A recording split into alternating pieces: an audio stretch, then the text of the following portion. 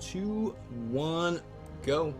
Hey ladies and gentlemen, welcome to a Throwback Thursday cast. Every single Thursday, I'll be busting out some Chinese no, not Chinese. I equate Dota 1 with Chinese, which, to be fair, because guess who's best in Dota 1? Them Chinese. That shit cray. Alright, looks like we're gonna have a MYM versus Navi game. Of course, joining me as always on these Thursday Throwback casts, it is B-Balling773. What's up, man? I don't know how you can mess up Throwback Thursdays, but you somehow managed to mix up Thursday Throwback with Throwback Thursday. Kudos to you. Slow clap. Yo, man. English is hard. I've been like Storm Svenbolt, you know, one bird, two stone, you know, shit like that. English is hard. English is hard. Yeah. It's actually like one of the hardest languages in the world, but I heard Chinese is harder. Yeah, indeed it is. But let's jump in the game. Looks like we don't have a CM mode to talk about. It is just all pick and, well, all pick after a CM remake. And you have, well, this game has one of the favorite heroes that we love to hate on. And by we, I just mean Ian and I. Which one's, is it Razor? It's Razor. Yeah, it is Razor. Yeah. I do. You hate it too, right? Huh? I mean, he's such a boring hero to watch. He's a boring hero to play. I like playing him more if his attack animation so it wasn't so weird. Like, I can't last with him. I can't last hit anyway, but with Razor's attack animation, it's especially odd. All right, yeah. let's quickly introduce the teams because people are already walking the lane. I'll go first. No, fuck you. I'll go first. I go over MYM. You go over the. No, you. Demon going to solo mid here and Shaker. Mania playing the Earthshaker, Misery playing the Shadow Fiend. Looks like Melk is playing the Furion, Prophet, and Lacoste. Control X and Control V is playing the Clockwork. All right, how about you go over Navi? Man. If you mess one of their names up, you don't understand what their names stand for, then I'm gonna kill you. Yeah, I mean, I'm gonna just guess, right? Solo mid here, 555, probably Dandy playing Exort Invoker, Arstyle in the jungle with the Enigma. We have support being handled by 397. I don't know who that is. I don't think ours are. I think Goblak. Go Black, yeah, that's a good guess here. Go Black does play support. Of course, Vol's on the bot lane playing the most fun, awesome hero of all time. And then on top lane, it is... I think it might be Axipa. I think that was the old Navi roster. You look that shit up, man. You look that shit up. I think it was Go Black and Axipa before Puppy and Might of Heaven joined. Alright, so normally this is where we kind of talk about, like, synergy of heroes. But looking at heroes in this game, I felt like Melk says, I want to play Furion. And then, Mini's like, I want to play Shaker, and then Mizu says, I'll play Shadow Fiend. They just pick, like, these are very signature heroes on signature players. Demon's a little mid-line, yeah, we've seen that building time, so looking good for MYM actually. Lacoste Clockwork, but like you said, this month doesn't have a synergy, and actually, I think this might be the start of the Furion craze, or it might be just before the start of the Furion craze, before Asuna popularized it. Yep. Melk was probably one of the most known Furions, not even the Chinese picked him up. But he got a lot of buffs. This is 6-9C, so I think his teleport's twice the cooldown by this point, and his Wrath of Nature has global cast range, so those are some of the buffs that made Furion really powerful, and Melk was one of the first people who started playing it. Melk always top of the trends for the most part. Yeah, he always loved the Furion, and to be honest, not many people actually recognize or realize how strong a 20-second TP is, the ability to TP and port and gank and push right afterwards. And nowadays we've seen it a billion times, and we could write a book about it. But before, you know, a lot of people looked at Melk and was a doubter, despite him being such a pronounced player and a captain. But yeah, we're gonna see his Prophet in this game and see how it's gonna go out. I'm looking at the mid lane here. This is kind of reminiscent, nostalgic. Nowadays, the Alacrity actually costs, I think, 100 mana per pop, so you can't actually activate it too frequently. But back then, it was only 50 mana, and it gave you... It lasted so long that you could just keep it constantly being cast in lane. So it was the kind of the old Exort Wex build. A build out is like no longer viable nowadays because of the new Alacrity mana cost. I think, wasn't Quaswex still the popular build at this point, or was Furion viable? Or, I think Invoker was viable, but I think Quaswex was still the way to go. Not too sure. Maybe it was only a Dendy thing. I mean, Invoker was definitely not as popular as a hero back then compared to now, so it's a little bit different. I actually think it was Exort, but I'm not too sure. Alright, well, I guess I'm not positive on that, yeah. We'll find anyways. Meanwhile, we have Lacoste playing the Lacoste, one of my favorite players of all time, playing one of his signature heroes, playing the Clockwork. Unfortunately, he has no experience, and Clockwork can't really stack Ancients. Nobody stacked Ancients. That was never a thing until Dota 2 started up. So he's going to have a miserable time. Meanwhile, we're going to have a free-farming Razor. Razor with free-farm... okay, bro. It's a Razor, like you said. Might as well have a chicken with free farm. Because, I mean, come on. No, seriously, I mean, though. Razor with free farm... Well, any hero with free farm is very, very good. But Razor with free farm, perhaps less is good, but still... I mean, you're still gonna get a quick Vanguard and Hood, and if you upgrade that to Pipe, that's pretty legit. Let's not here. An early Pipe against a new base team like MYM, it's pretty good. Yeah, it's pretty solid. But I think I'd rather have Misery Shadow Fiend. But I mean, once you get that static link off, you can drain the damage. I don't think people went for the max static link build like we see these days. Razor actually picked up in a couple of recent Dota 2 games, so you know, he's getting his place back. So, you know, I guess it's okay to see Razor. Meanwhile, Puppy playing the... No, Artstyle playing the Enigma. Keep saying Puppy, because you kind of associate Puppy with Navi these days. Artstyle usually played all sorts of weird roles, either jungler or he sometimes played hard carry. Like, he played whatever the heck he wanted. Yeah, he also played solo mid back in TI 1 day, so yeah, he's a very, very versatile player, although left his team, and you know, where's our style now? Hey-o! On the top lane here, we do have Puck going all the way here. This is a technique, if you're playing on the long lane, that you should try out. If you know you're not going to get any XP because there's 2 support ganking on you, just run back and just block as hard as you can, and make sure, you know, they are traveling a little bit further and thus closer to your tower. So this is Expa, that you said? How do you pronounce this name? I think it is. Yeah.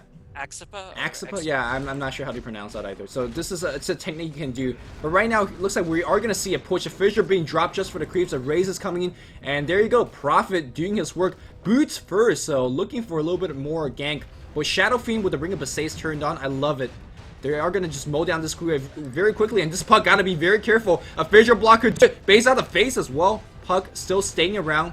And tower is already being worked down very much, so it's only a level 1 Treant, so a lot of it's point into teleport. I'm still keeping my eye on that Puck, so even with Illusion Orb as well as Phase, Mania is trying his best to actually bait out the orb and whatnot. And here we go, Misery still coming in, This tier 1 tower should be going down, and I don't think the Puck should die here. Tower's gonna get lasted by Misery.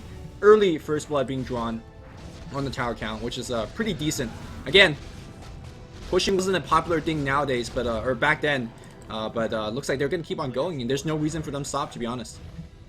Yeah, pushing wasn't really that popular, but you know, if you have a turn link into Soul, people actually realize now that instead of farming, you should actually push towers. It wasn't at the point where tri-lane, okay, we'll actually take a tower 20 minutes in after farming all day, so... You know, it's a slow progression, but pushing a little bit more viable than it used to be. Meanwhile, Puck, fortunately for him, he has managed to hit level 3, level 4 now. Invoker took a bit of damage on the middle lane. It's going to regen up with Quas, doesn't have a salve. And meanwhile, Cost on the bottom lane, only level 2, about to hit level 3 very soon. So we'll see who can pick off the tier 2 tower first. Looks like it seems MYM has an advantage, but Puck being a higher level can do more damage. And yeah, looks like Enigma with the Ions can help kill this tower a lot faster. Yeah, they're working on it. The siege unit's still alive, but not for long. One thing I want to point out during these pushes, if you're watching the top as well as bot lane pushing respectively, is the way that their support heroes playing. Remember, Mania was walking way past the tier 2 tower, tier 1 tower, and driving with the Puck. Similarly, we saw Enigma as well with Vengeful Spirit running past the tower, driving away the clock.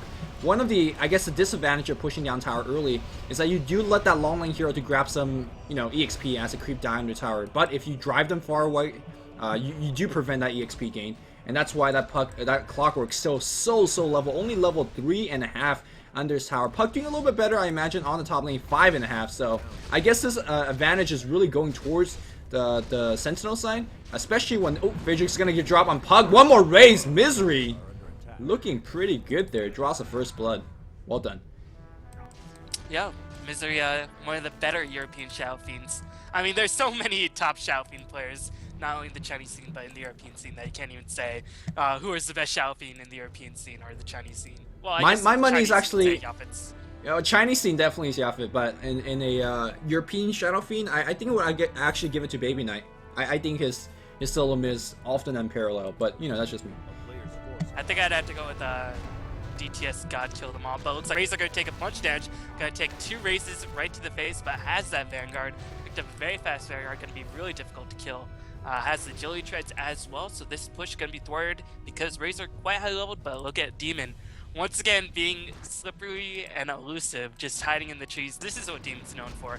Just coming out, surprising you, and then killing you when you least expect it.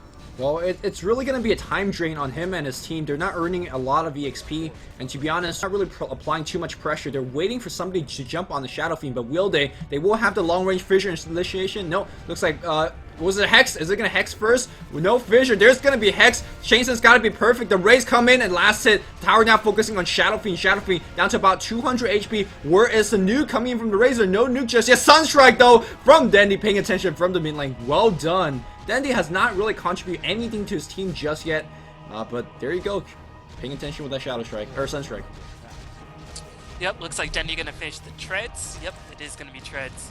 So not going for the phase with treads, pretty standard in Exort Invoker back then, even sometimes these days. But Ventusway gonna play Sword, only level 2 himself. Meanwhile, Enigma gonna duke it out with Lacoste a little bit. Lacoste has managed to hit level 5. Gonna hit level 6 very soon, Artstyle. Probably rushing the Blink Dagger after the Soaring Trades, I must imagine. But so far, pretty passive game. Not really too much to talk about at this stage in the game. But overall, who do you think the late game fair is? I think it might go towards Navi just because they have that Enigma Invoker Razor combination. Whenever Enigma's in the game, it's really difficult to say that the Enigma team has a disadvantage. Yeah, I just really feel like the Sentinel team have a little bit better crowd control. They have the Dream Crow, they have the Enigma Ultimate, and of course, Exort-based Invoker has a barrage of AoE-based spells. So just with that alone, I feel like Sentinels just have a better overall team fight. But with that said, Scourge by far. Did I say Scourge have better team fight? I mean, Sentinel has better team fight. Scourge by far has way better ganking power. I mean, Lion, if he gets up to his Blink Dagger, then suddenly the game goes. You know, it's great to have a better team fight, but if you always team fighting 5v4, then it's a different situation. Same thing with the Prophet. I mean, he's a great pick-off hero in a sense. So I think both teams have their advantages and disadvantage, and it's gonna come down to how they use it. Here we go, Nature's Prophet trying to get the Sprout. There's good. Oh, not the best European Shadow Fiend when you miss raises like that. Here we go, Ultimate being dropped by the Razor. They really can't gank him down. Of course, that Vanguard doing a lot of it, and the miss raise having a big part of that. Shaker was not in position, neither was Lion. So miscommunication from MYM, and again, that was a 4-man gank that didn't do anything.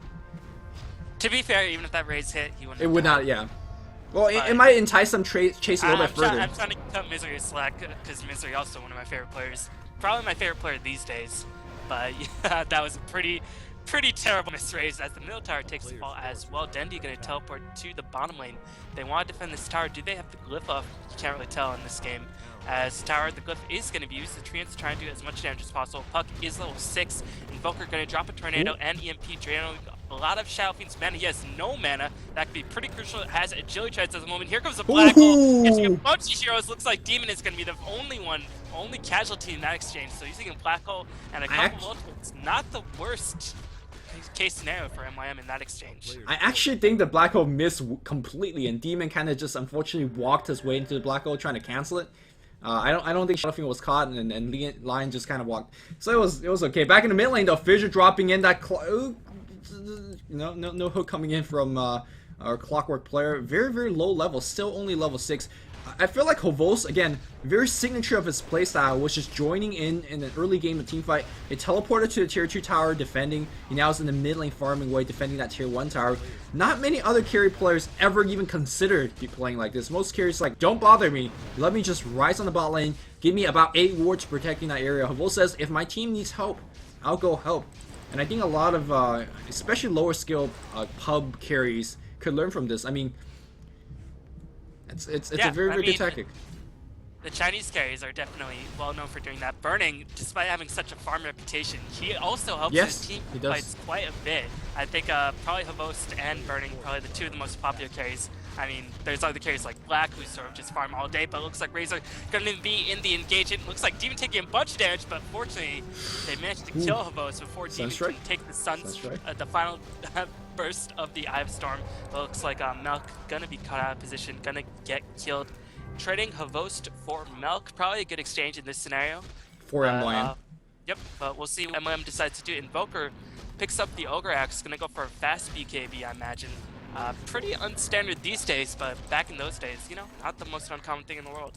Yeah, I think Force Staff was definitely introduced in this patch, and it's interesting to see him go gold disc over the BKB. There's a lot, or excuse me, gold BKB over force staff. There's a lot of long range stuns coming in from the Scourge, so that's completely to be fair. I mean, Fissure, Clockwork Cook, and suddenly if you get hit by one, you're probably dead before you can even force staff away. With that said, same thing applies to the Black King bar. It gives you 10 extra strength, you're a little bit tankier on that end, but allows you to BKB and walk in, start basically taking the control of the entire fight. Now, there is a Shadow Fiend that you have to worry about. He does do quite a bit of physical DPS, and to be honest, he's not too afraid of a BKB carry because he could just right click you down. But still, is a very, very necessary item in this particular game. Yep, one thing that we will have to notice is that the ground targeting for Static Link is in now the single target that Razor can get these days, which was just introduced in 6.7.5, so if it votes ground targets to Static Link, it might actually hit somebody else, so Misery might be okay in that regard. Gonna pick up his BKB relatively soon, I imagine. Meanwhile, Mania going to town on art style. Does he manage to get the block? I think he did. Just just missed the block. Earthshaker just a little too big bone to sort of fit through those cracks. Will Mania be able to escape? He still has a haste rune. Unfortunately, Venture Spirit, I don't think. Oh, she's only level 4. Does not have the range for the swap just yet. She spotted him out with the Terror. I don't know why she didn't Magic Missile. I think Magic Missile has 500 cast range, so maybe just outside of it, I suppose. I think 600 cast. No, you're right. My 500 cast range. I did not get it off. Ooh, Shaker got to be careful. Shaker also dropped his Echo Slam. One-man Echo Slam, not exactly known for his damage output. Really wanted for the Chain Stun as a slight extra burst. Maybe he was expecting Line to drop the finger or Prophet to TP in. Neither really happened, and that's a 2-minute cooldown spell. And they're not able to do too much. Scourge or Centaur in position, trying to push it in a little bit more, but Navi don't really have too much ground to gain after taking the tier 2 earlier. Same thing on the top lane though. Look at Misery, he's just constantly here. Gotta be very, very careful as his positioning. Also gotta be careful as mana as well. If he double raised here, which seems like he would, no more mana for the teleport scroll unless he is interest switching, which he is. Very good job, Misery. Always glad to see like high level Shadow Fiend players swapping their treads. It just make me cringe when people don't do it. I think people only do it on Shadow Fiend and certain intelligence and heroes. They just don't do it on any other heroes. Yeah, basically. Or maybe when they're in a scenario, oh, actually I need a little bit more mana to cast a spell. But, top tier Shadow Fiend players usually always do this. Yeah. I think it was probably, well, I'm not going to say it was popularized by anybody because I honestly don't have any clue. It's just a good thing to do, and I think most players kind of caught on to it, and it just got popularized, throughout the net or whatever. Yep. As Demon gonna farm away, how close is he to his Blink Dagger? Still about 800 gold away, so MYM not picking up their big items relatively soon. It's only 3-3, 16 minutes in. Definitely not a standard European game. Yeah, I mean, it's very, very farm-based. I think I want to, looking at just farm chart right now, it's 79 on Razor, 76 on Invoker. It really is favored the Navi squad. Now, MYM does have 90 on Shadow Fiend, but comparatively, their solo mids only got 37. Demon, I saw him was using Impale a lot of times on the mid lane, trying to harass and get a couple of creep kills, but he really cannot keep up with the exort output of the, the exort damage output of the Invoker. So, to be fair, Alacrity was always casted all the time for Identity last hit, but he's really too far behind. Looks like we're going to have an early Roshan attempt. Having that 1 point into the presence of the Dark Lord will provide that extra minus armor, but they really need right-click power, and Prophet is providing some of that. Are they going to just get a free Aegis? Will Navi do anything about it? Seems like they don't even expect this Roshan to be taken this early, and this it's a good to point out is that in Dota 1, Roshan is not exactly the most common feature of the map to say. Like, it's not really big. It's only really big in the late game where those huge team fights break out. Early game Roshans after pushing down a tier 1 tower, not really very common in Dota 1 back in those days. But yeah, they pick up a pretty easy Aegis. Demon constantly trying to farm up for his Blink Dagger all the while, or that was his illusions, because the mini-map icons are actually the same. But we'll see if Navi can get the defense going. They have a level 11 Invoker, not yet level 12. Puck only with the treads as Misery somehow managed to pick off 397. Not too sure how that happened. But I think you're a little bit too far ahead of me. I'm at 20, 10, 11, 12, 13, 14. Yeah, he basically used his Lothar's Edge and grabbed it right in. I actually loved this build. Ogre Club, Ogre Axe into a Lothar's. Normally when you see the Ogre Axe, you'll be like, oh yeah, BKB is coming soon, and it eventually will come. But I kind of like this build because, looks like EMP Tornado going to be dropping the mid lane. Prophet losing some mana, and Lion, getting a lot of his mana drained. I like this particular build because if you rush BKB right from the get-go, you are going to just get into a lot of engagements, and your BKB charges will be down to 5 seconds when you, in late game, want to have a lot of those magic immunity for right-click. Of course, your Rec Room Soul does take a couple seconds of channel time, and again, your BKB charges, having those magical immunity seconds being shaded off is very, very key. And having this particular item build, it's not foolproof because Navi definitely is going to get Sentry and Dust, but it really, again, don't allow you to burden your BKB too much, so that once you are very, very powerful, you pop the BKB and you go in. You could right click or cast your Requiem, and you'll remain at high potential throughout the mid game, which is key because both team is really excelling for a mid game team fight, and whoever wins those team fight is gonna have a good advantage. Walking in late game here, hook for a range treat on Lacoste on bot lane. Good stuff, Lacoste. Good stuff. As I don't know if you caught that kill on the Earthshaker. Wow, catch this kill on the mid lane here against the Invoker. Goes into Ghost Walk. Alright, Misery. We are a leg. Misery has not been hitting Yafide's grace this game. That's all I'm gonna say. To be fair, Invoker was invisible. You know? That's what makes it a Yafide's cook. Grace. Alright. To be fair, I'm gonna quote something that Nebula said before, and that alone is very, very surprising because I never agree with that man. To be fair, it's so easy to criticize a Shadow Fiend miss raise, but I don't see people criticizing, you know, miss hook from Clock or miss LSA. Is to be like Shadow Fiend's a really, really control tight hero.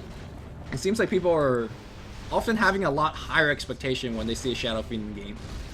I mean, he's a very fancy hero, so I get that, but it's okay, he missed a race. Fancy, huh? Yeah. As Demon gonna come in from behind, does this Puck suspected thing. Demon does have, he looks like he cast the Impale, just cast the finger, gonna blink back in after the finger, gets the Hex going on the Enigma. Looks like Puck is gonna escape just in the nick of time. Here comes the Impale, as Enigma gonna be stunned for a little bit. Demon's gonna sacrifice his life. Can they do anything from this? No, he just threw his life away needlessly, but here comes the cavalry. The cavalry has arrived. Shadow Fiend pops Lothar's edge. Do they have any detection? They do not. Shadow Fiend's just gonna get the heck out of there, as looks like Demon traded his life for nothing in that exchange.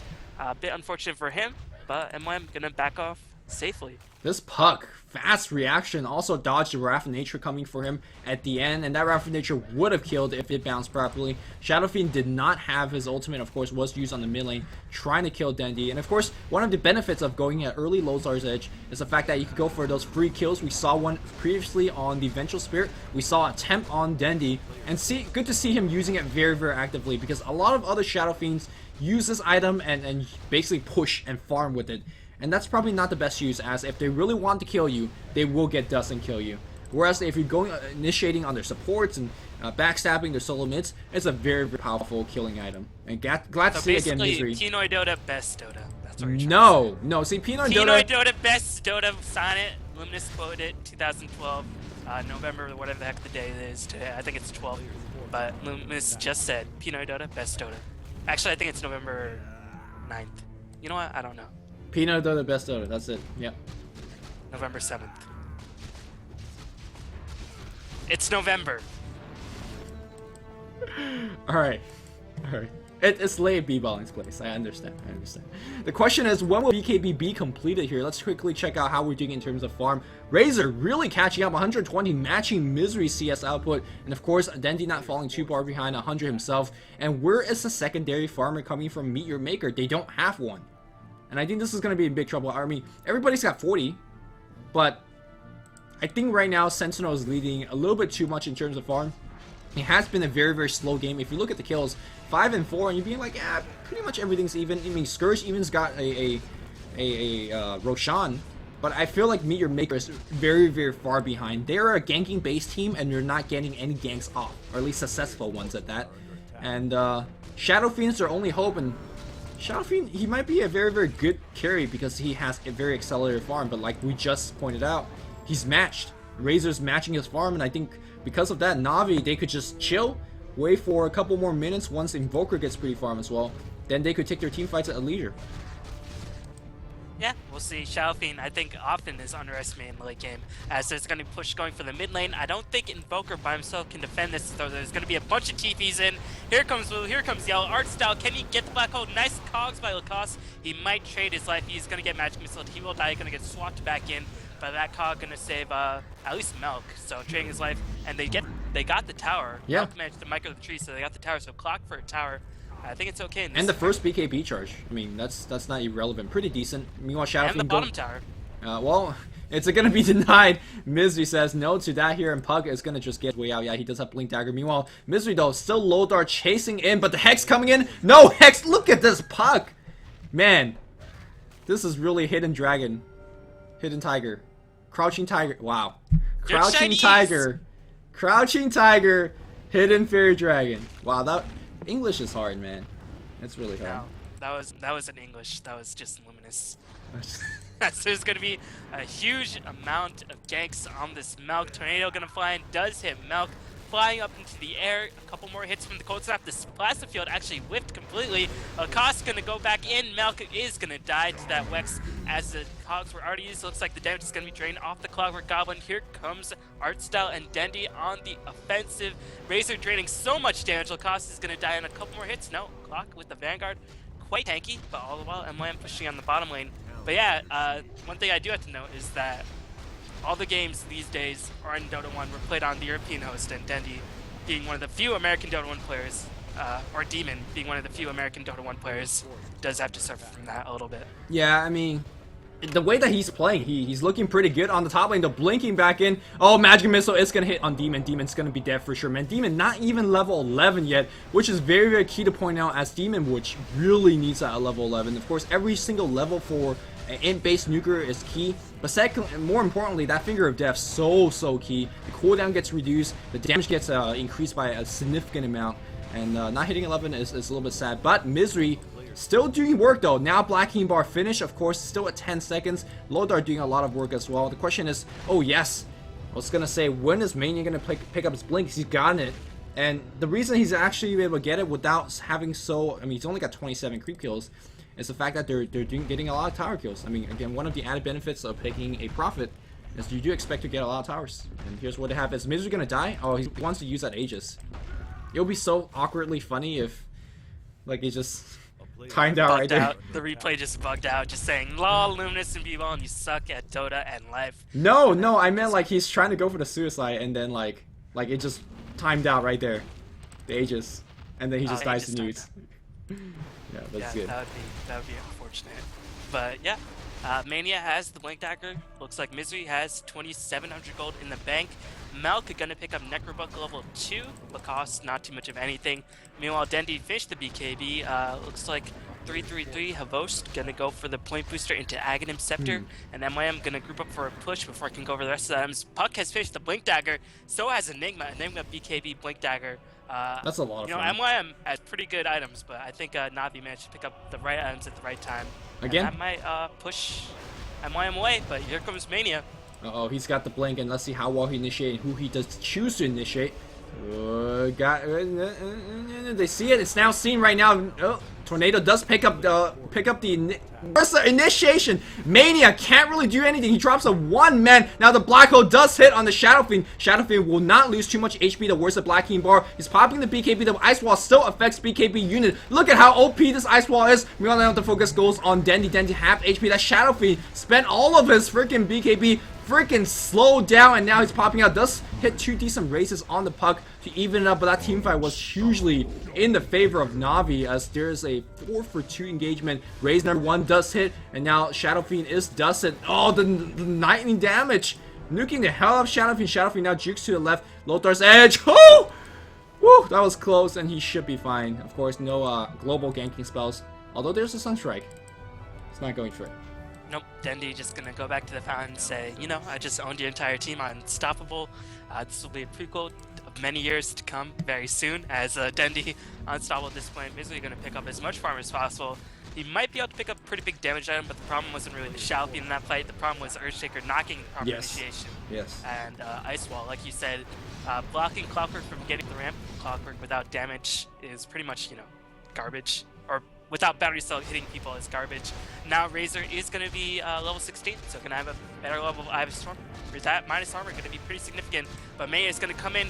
He's going to drop the Fissure. I don't know if he has the Echo Slam. Here comes the hook by Lacoste. Looks like the Cogs are going to trap him.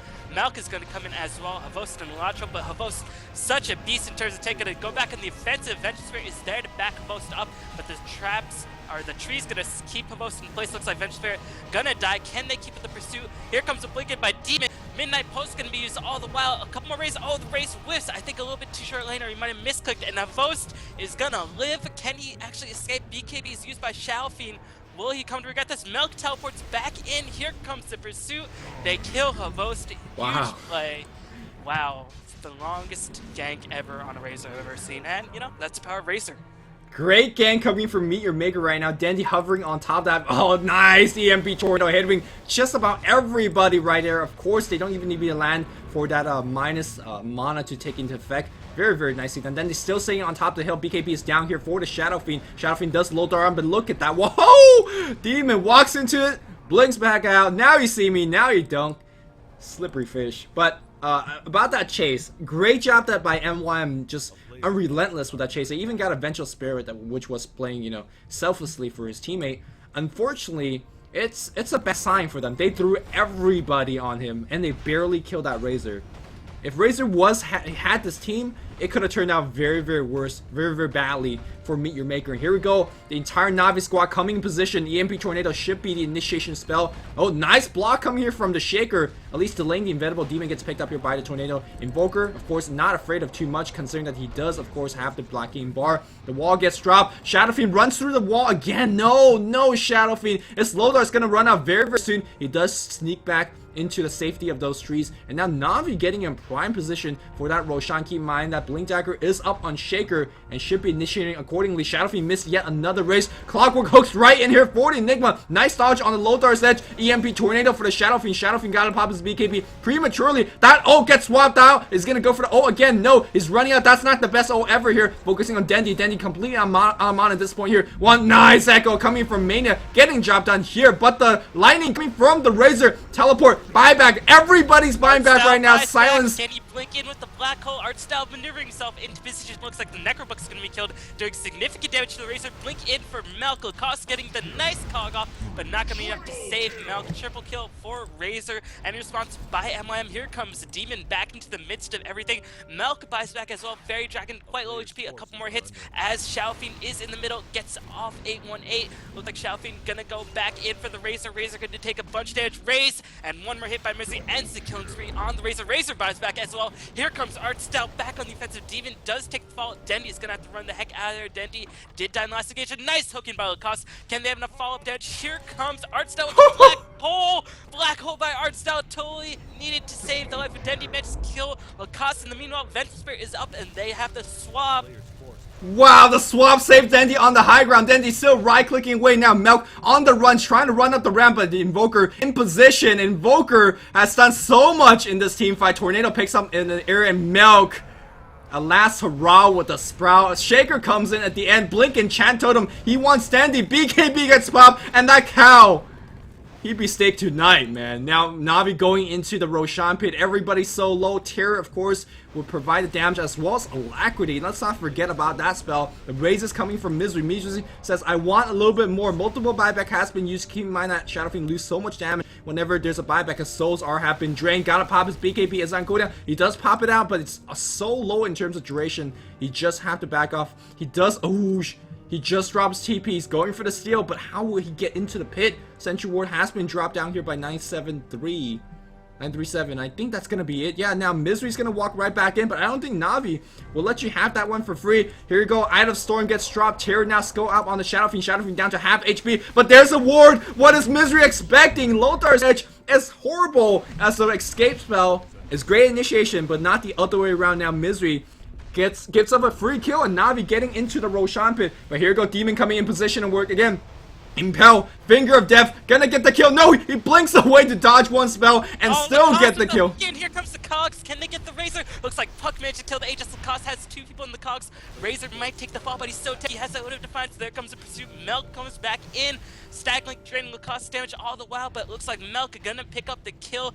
Razor did buy back, but Puck managed to pick up the Aegis. As here comes Artstyle. He's gonna go back in. What is he doing? Not too sure. As he is completely surrounded by many people. Razor does buy back as the Fissure's gonna come in. Artstyle is gonna die. Dendi is gonna come in as well. Looks like he's pops the Alacrity himself, only hitting a creep at the moment. Dust's gonna be used. They're trying to kill Puck. Puck is gonna die, but had the Aegis to the Immortal. Lacoste gonna go on to Dendi. Dendi possibly KB, and Lacoste is just like, oh, this is not a position I want to be in. Gets the heck out of those cogs as fast as possible, but he is gonna die. One more hit by Invoker, but the Treants by Milk, unfortunately, gonna be blocked a little bit by the Razor. Now Demons on the tree. Sunstrike.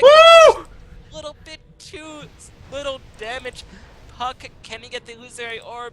Oh man, looks like Demon will escape the tornado. Oh man, if he had a couple more points in Wex, I think he might have gotten that. As that fight, that shit was Cray. That shit was cray, man. One more point of Exhort was the Sunstrike kill. A couple more points into Wex was the Tornado kill. Oh, Invoker is just like, oh, why can't I get these kills? But I have to say, to summarize that long-ass team fight, the biggest X factor for me in that team fight, Ice Wall. It really fucked up MYM's initiation. Remember what I said, MYM has to depend on the mobility, they have to depend on pickoffs, but if everybody slowed up, even the BKB Shadow Fiend, that is the biggest thing, the biggest change compared to, like, a lot of changes happened since this game, but one of the bigger changes is just Shadow Fiend, the Ice Wall no longer affects magically immuneness like they do just what we're witnessing. It's an insane nerf to Ice Wall, and really one of the more broken things back in Dota 1. And yeah, MYM losing a big team fight like that, and I don't really think they have a hope in this game. They're getting out farmed. They just got out team fight by a relentless buyback. It's not looking good for Meet Your Maker, but here's the thing, Meet Your Maker is one of those teams that is known for epic comebacks, and you know. Yeah, I think actually MYM could have won that overall team fight if the Shadow Fiend effect didn't tick in, which is that he doesn't get his damage back. You know, Shadow Fiend lacking that damage a bit, and you have to use a lot of buyback money. He had a healthy amount of gold sitting back, but now he's back down to 2,700. So that's gonna hurt him a little bit. He also died to BKB charges. He also died to a sentry ward on the ground, thinking that he could low dart in and out. So that was a mistake that you tend to make when you get low dart's edge, but that was a costly mistake because that was definitely a tide turning point in the game. Of course, Puck played beautifully as well. A lot of our attention focused on, you know, Clockwork and Enigma, but Puck, he came in with the Aegis, stole it, and was chasing people down afterwards. Well, picked off Milk, tried to pick off Demon, and now at this particular point in the game, Meet Your Maker still gotta go for pickoff, but this is, I mean, Navi knows this as well.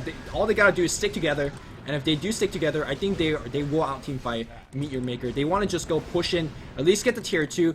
Acceptor is finished. I personally wasn't liking the fact that he went for the point booster first before finishing the pipe, but you know, because I still think pipe would just own Meet Your Maker, but seems like he just wanted to get the early axe, which is completely fair. Yeah, one thing I always hate about criticism against teams like, oh, you should have ganked these guys. Why don't you gank them? You have a ganking lineup as there's going to be a mass exodus to teleports. I'm going to finish that thought later as Artstyle is going to get Melk. Going to pop the Necro 3, but he's going to take the fall. 818 picks up the kill. And meanwhile, Misery manages to get the heck out of there. Meanwhile, Razor going to drain a lot of Earthshaker's damage. Invoker looks like the cog going to drop the teleport. Smart play by Lacoste, but that might actually save Invoker. So he's going to go back in. Razor ridiculously tanked. Misery, unfortunately, cannot do enough by himself. Picks off the Dendi. Nice raises as Lacoste is going to take the fall. One more hit, match to kill Lacoste. Here comes Puck, the Requiem of Souls, not able to kill Razor. Actually, Razor did not die. Swap, I guess. Yes, Swap came in, Magic Missile to the face, and of course Puck coming in just nick of time as well. But really, the numerical difference came on the top lane with Enigma jumping in with the Black Hole. Navi has not, in my opinion, made a single mistake in this particular game, and MYM definitely not in their prime, I feel like, at least not in this game. And because of this, they're just getting outplayed left and right, missed raises here and there, miscommunication, you know, Shaker not getting the initiation first, some people pushing up top, teamfight breaking on the mid lane for Meet Your Maker, and small losses adds up, and when those losses adds up, it's really, really hard to come back, especially in a level disadvantage when your lineup is not geared towards this kind of engagement. And you were about to make a very good point about why don't you gank these guys. Yeah, I want you to always finish making that point. People say, why don't you gank these guys? And Chinese, oh, why don't you just gank Burning? Alright, you have Bat Rider, you have Clock, you have, you know, all these heroes. Why don't you just go for pickoffs? You know, the other team realizes this as well. They have brains. They're playing against, you know, real-life opponents. You can't just go for ganks because they know the only way to go back in the game, why don't you smoke up and get a kill? Well, the other team kind of knows that this is one of your options, so, you know, the other team, they're full of people who have brains as well, and if they don't have brains, they have 4 other people reminding you that the only way the other team can come back is through a gank, so why not? Stupid in the long run just to say, alright, go for a gank, we'll actually just leave our person right there, you know, you can pick him off, you know, we'll fight 4v5 our next team fight, we'll just give this to you guys, go ahead. It's definitely like sometimes you know that's the only way you could lose, so play you know, don't play like that. Stake us 5 and you won't lose, or at least you will significantly reduce the chance of doing so. Now, to be fair, I think Meet Your Maker at a certain point in this game have to go for those suicide gank. They probably know Meet Your Maker, they know that Navi will be expecting it. They also know that that's their only option because they're so far behind and they have to go for the gank. I don't think at this moment that is that point just yet, but it's getting there. They're losing all their outer towers. Roshan advantage is not even advantage for them anymore because of the said lost outer towers. Shadow Fiend has since, I mean, had a beautiful start with Lothar's Edge and an early Black King bar, since has gotten an Eagle Horn. Keep in mind the repeated buybacks, keep in mind the repeated deaths, thanks to the over-reliance to the Lothar's Edge. And now I wonder if he's going to carry his team, and I don't really think so. As much as I hate Razor, I think with this gear, Razor's out DPSing, or at least out tanking the Shadow Fiend.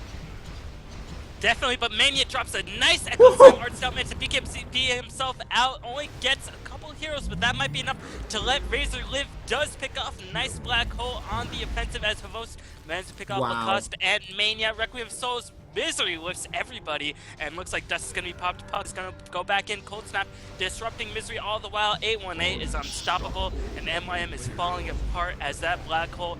Nice initiation by Mania, but again, the miscommunication. They didn't have anything to follow up because Mania can't do it by himself when, well, you know, the other team's in on position. I mean, Lacoste hooked right in as well. That was a very suitable follow-up. They would actually have gotten a lot more damage in if the BKB was not so quick on art style. I think this game has been a great learning game for Black King Bar. The importance of Black King Bar and the importance of shutting down other enemies with Black King Bar.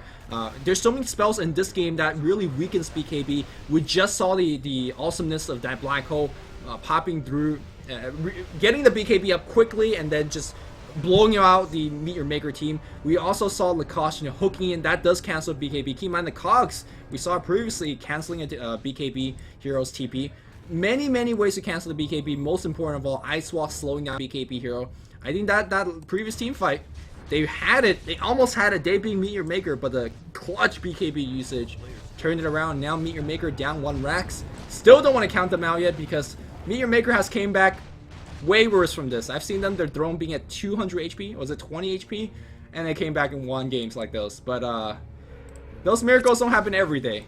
It's going to be hard. I don't think they were facing Enigma. Enigma is always, even if you're 30k goal behind, you always have a chance with Enigma. As I think it, but MYM, they might be okay. Demon, he's going to hit that 50 CS mark very soon. And I think if he hits that 50 CS mark, MYM, man, they're going to have such a huge morale boost that it's not even funny.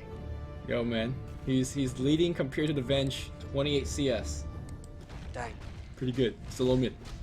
Yeah, I mean, again, I don't want to follow Demon too much. He had a very tough lane against Alacrity. Demon's been playing in lag, you know. Navi knows that Demon picks up a fast blink, you know, we'll just stick together and then kill him over and over again. You know, just poking a little bit of fun at him. He had a tough lane. I mean, and he's playing a team that recognized how to play against a ganking Demon Witch. And at this point here, I think we talked about the how MYM has been really pioneering with Milk playing the Nature's Prophet. I think one thing that Milk perhaps had not really tried too much, or at least I personally haven't seen him try too much, is really farm it the way that we see Nature's Prophet farm nowadays. Nowadays, you actually consider Nature's Prophet as a full-fledged carry, or at least a very respectable second-tier semi-carry. I don't think that's what Milk's doing. Milk's, you know, going around, he's getting very supportive base item. We see it just a naked Necrobook. That's it after a strength treads. No attempts into a Hex, no attempts into something big like a Mantis Owl or an MKB. And I think that's, again, something that we learn over time as we see, you know, Asuna popularizing that very carry-based build in the European scene, you know, a couple months after this, I want to say. Yep. The Earthshaker and Lion are gonna have to back off. Navi conglomerating on the bottom lane. They know that Misery will eventually have to back off because MYM already Rex behind. But yeah, I mean... Well, will they? Look at Milk. He just put it in. It's like, alright, let's Rax trade. This is but pretty... did they add enough damage? No, Misery could teleport back out. Will he finish the butterfly in this?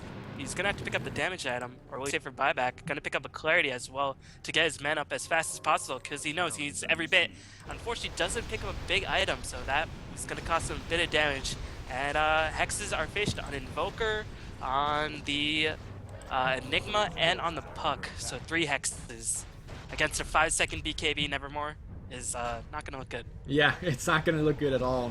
BKB is now no longer a free win. Blink Dagger out right now. Blink Dagger coming in from Misery as well. They will kill him instantly. How did he get out? Did he just Lothars out? Well, never mind. That Puck, a little bit of trouble as well. Meteor Maker, epic team fight, perhaps on the beginning of a comeback. The damage being drained, but no, this Razor, way too tank. I don't think Black Hole was using that particular team fight. Look at this Razor. He's just chasing it. He lost 2 here instantly, but says, I still own this team fight.